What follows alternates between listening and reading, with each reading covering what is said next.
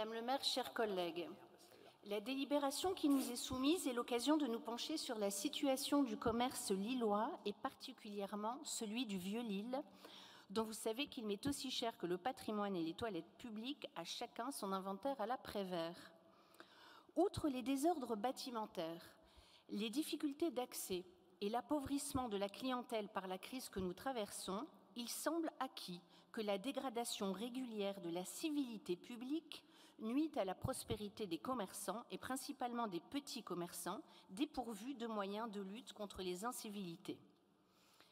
Lorsqu'à titre d'exemple, la presse locale narre la vague de crevage de pneus rue Gustave Jonquet, phénomène récurrent qui ne semble pas lié à un groupuscule autophobe radicalisé, on imagine volontiers qu'une éventuelle impunité au long cours aura un effet désastreux sur l'attractivité de cette artère, en l'occurrence non commerçante.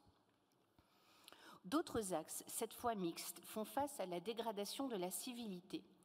Je pense particulièrement à la rue Saint-Sébastien, dont le quotidien est désormais bien éloigné de la quiétude bourgeoise que l'on prête généralement au quartier du Vieux-Lille.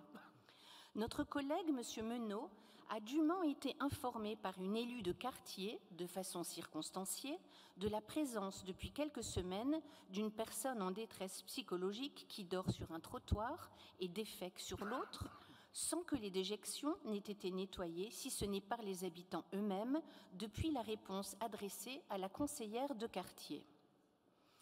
Dans le même temps, un attroupement quotidien réunit devant le magasin Carrefour de la même rue divers individus alcoolisés, dont l'une des marottes consiste en le harcèlement de rue des passantes. Les nombreux appels des riverains à la police municipale n'ont à ce jour mobilisé aucun élu en charge des droits des femmes, malgré le caractère délinquant de tels agissements. Et les seules verbalisations infligées dans cet axe routier demeurent fondées sur le stationnement. La BAC se déplace, certes, en cas d'incident grave, mais les injures sexistes et l'ivresse publique n'en relèvent pas. Pour parachever le paysage bigarré de cet axe, j'évoquerai la multiplication des tags, dont nombreux à l'acide, que les commerçants ne parviennent pas à enlever, les jets de bouteilles brisées, le rodéo urbain d'un motard nocturne paradant sur sa roue arrière. Je tairai la multiplication des passants fumant autre chose que du tabac, sachant combien M. l'adjoint Menot répugne à en identifier la fragrance. Madame le maire, n'en doutez pas, j'aime ma ville, je l'aime au point d'y cheminer en vélo comme à pied, nul ne m'ayant jamais surprise tenant un volant. Que ce soit à pied ou en vélo, je n'ai croisé aucun élu de votre majorité dans la rue Saint-Sébastien. Humainement, je ne peux leur reprocher. Nul ne se confronte le cœur léger à une telle dégradation généralisée. Reste qu'ils sont élus et que la sempiternelle excuse de l'impuissance n'est aujourd'hui plus audible par une population excédée.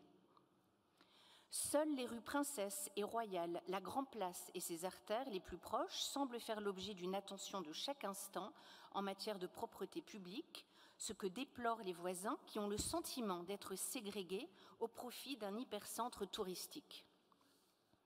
Le risque évident d'un tel relâchement, et s'agissant du commerce, un déclin rapide et la multiplication de locaux en déshérence, et s'agissant de l'habitat, la migration de propriétaires peu à peu remplacés par des locataires, alors qu'on sait que le tout locatif est néfaste à l'entretien des immeubles concernés par des investisseurs indifférents au cadre de vie. Que faire? Que ferions-nous? Que souhaitent les riverains concernés?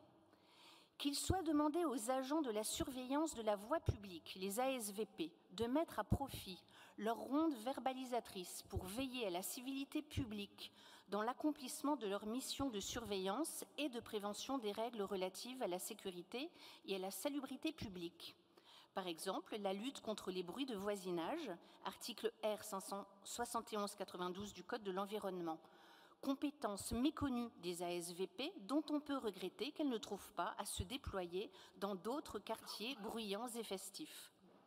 Ou relèvement par rapport des contraventions aux règlements sanitaires relatifs à la voie et à la propreté des espaces publics, article L 13-12-1 du Code de la santé publique. que la balayeuse accomplisse son office, que les tags soient effacés et que la majorité municipale mette tout en œuvre pour que soit assuré le respect du droit fondamental à la sécurité, qui, rappelons-le, est décrit par l'article L111-1 du Code de la sécurité intérieure comme étant l'une des conditions de l'exercice des libertés individuelles et collectives, les collectivités territoriales y étant associées au terme du 3e alinéa du dit article. Je vous remercie.